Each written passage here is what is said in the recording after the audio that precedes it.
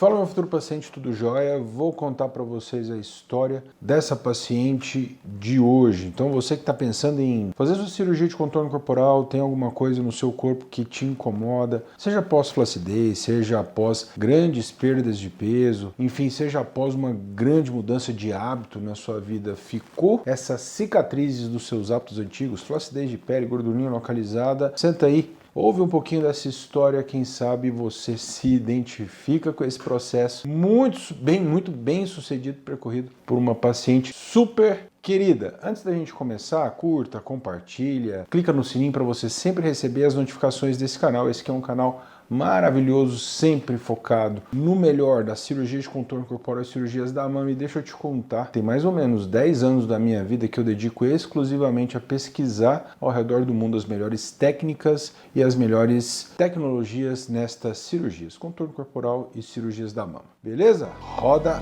a vinheta!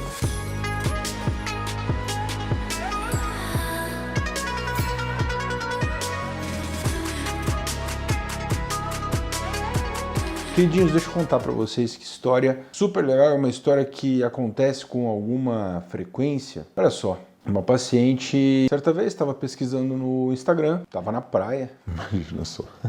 Estava na praia, estava pesquisando no Instagram, de repente apareceu lá um post aleatório de uma paciente que havia feito uma cirurgia, né? E ela ficou ali e falou, nossa, que interessante, olha isso aqui. E ela olhava para a barriga e ela ficava pensando, falou, caramba...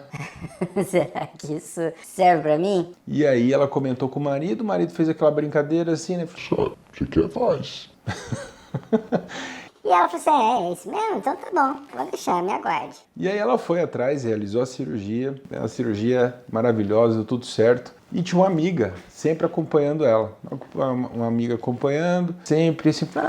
E uma coisa super curiosa, na cirurgia dessa paciente, foi uma das cirurgias que eu mais recebi mensagens no Instagram, né, no direct, de pessoas desejando boas vibrações, né, de pessoas desejando... Nossa, olha que paciente legal, nossa, olha que bacana, essa pessoa é muito especial, fico muito feliz por ela, assim. A gente eventualmente recebe, mas essas sim foram várias mensagens positivas. Dá para notar que é uma pessoa super benquista, né, super bem, não só relacionada, mas amada, né, entre as pessoas que a acompanham. E nos retornos, né, tinha sempre alguém que acompanhava ela, para além do marido, tinha lá uma amiga, e a amiga também sempre ali de butuca, querendo entender, porque ela também tinha alguma coisa que incomodava. E aí ela sempre perguntando tudo, falou, doutor, é isso mesmo, nossa, que bacana, interessante, cirurgia assim, cirurgia assado. E aí, de repente, a amiga dela aparece no consultório. Falou, olha, O que está acontecendo? Tudo bem? Não, tá tudo bem, doutor, eu tô a fim de ver a cirurgia pra mim. e essa paciente, enfim, essa amiga, de uma história também super interessante, é um perdido mais de 40 quilos, né? Tava vindo de um processo de perda de peso, tava vindo de um processo de reeducação não só alimentar, né? Mas tinha feito lá a cirurgia de redução do estômago e tinha mais ou menos um ano que ela estava finalizando, né? Esse processo de estabilização do peso. Tava super bem, só que muita flacidez, muita flacidez. E de fato, assim,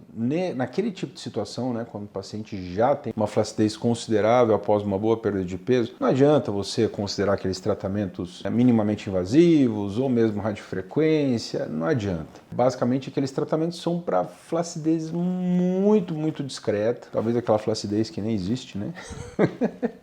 Enfim, e aí o paciente foi lá fazer a consulta do... Doutor, eu quero fazer minha abdominoplastia, eu acho que tá na minha hora. Acompanhei aqui a minha amiga, fiquei muito animada, vi que ela, nossa, virou outra pessoa e eu quero fazer a minha. E aí ela foi naquele processo e tal, deixou marcada a cirurgia, aquela paciente, sabe, tem aquelas pessoas que são super bem animadas, dispostas, né, cabeça boa, esse é o tipo de paciente que a gente mais gosta de operar, porque são pacientes de, digamos assim, de um espírito muito positivo e sempre leva a equipe junto, assim, muito positivo, e é uma vibe que é sempre muito legal, né, a gente acompanhar essas histórias desses pacientes. E aí, enfim, decidiu fazer a cirurgia, estava lá, semana de cirurgia marcada, e aí tinha o último exame, né? Tinha o último exame da paciente para ver se a gente finalizava e, enfim, realizaria aquela cirurgia já na semana seguinte. E veio o exame lá com uma alteraçãozinha E eu falei, vixe, agora não vai ter jeito, vou ter que adiar essa cirurgia. Nós adiamos a cirurgia, paciente, uma tristeza. Doutor, queria demais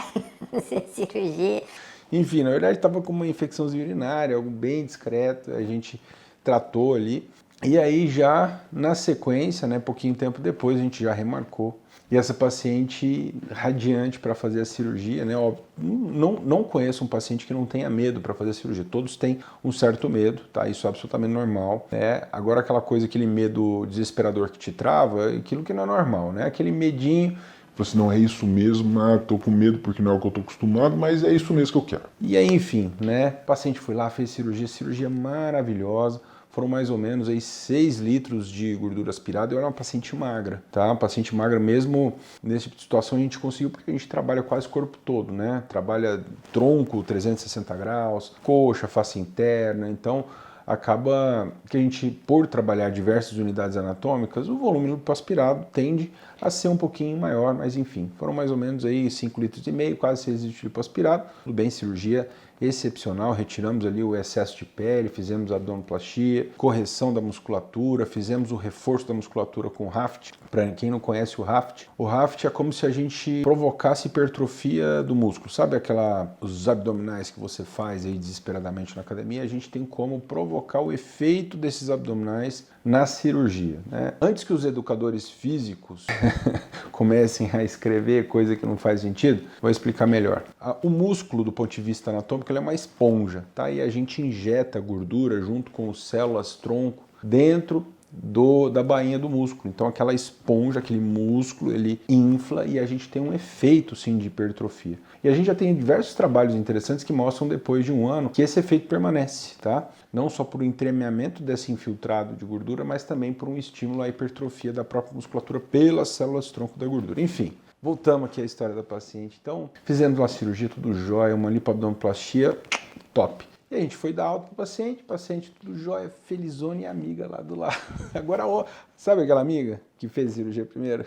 Tava lá acompanhando essa paciente na alta. E aí uma vibe super legal, paciente super feliz. Doutor, que maravilha, até levantei ontem, fiquei em pé ontem porque tava animada, enfim.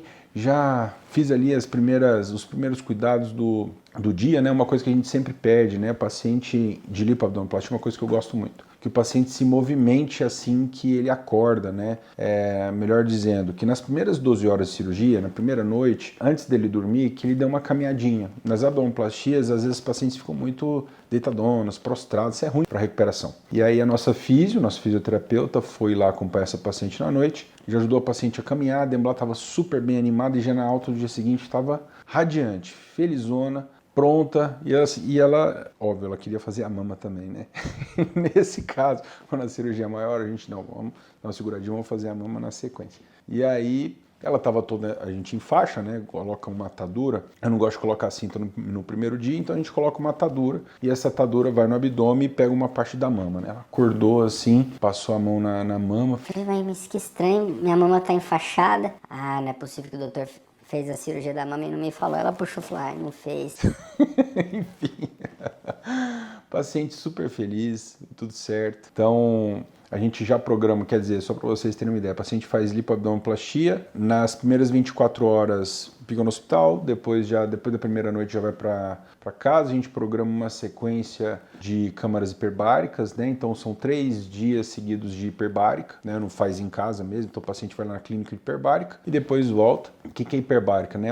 Como se fosse uma terapia de oxigênio para encurtar o tempo de recuperação, acelerar a cicatrização e diminuir complicações. Adoro hiperbárica, depois pesquisem aí e vai ter logo mais vídeos sobre câmara hiperbárica aqui nesse canal, maravilhoso também. E enfim, a gente indicou hiperbárica, terminando a hiperbárica, a gente já tira os dreninhos, então os drenos que a gente deixa nas abdominoplastias são de 3 dias, são pouquíssima permanência, e já na primeira semana o paciente já está em outra pegada, né? Já está com outro ânimo. Provavelmente a gente vai liberar para dirigir trabalho leve com 10 a 15 dias, né? É o tipo de cirurgia que a gente não segura tanto. Mesmo a abdominoplastia é a cirurgia que mais demora, tá? Digamos assim, para dirigir trabalho leve. E mesmo assim, em média, 10 a 15 dias. Que é o que a gente está planejando para essa paciente. Então, foi cirurgia excepcional, do jóia. Vocês vão acompanhar aqui nos highlights desse vídeo um pouco como foi essa história super legal e um pouco dessa passagem cirúrgica dessa paciente super legal também. Guardo vocês nos próximos vídeos. Óbvio, se você quiser viver essa história também super legal, aqui na descrição desse vídeo você vai encontrar o link de agendamento para você conversar com a nossa equipe, agendar sua consulta, pode ser online ou presencial, tanto em São Paulo quanto em Londrina, Paraná. Certo? Aguardo vocês nos próximos vídeos. Valeu!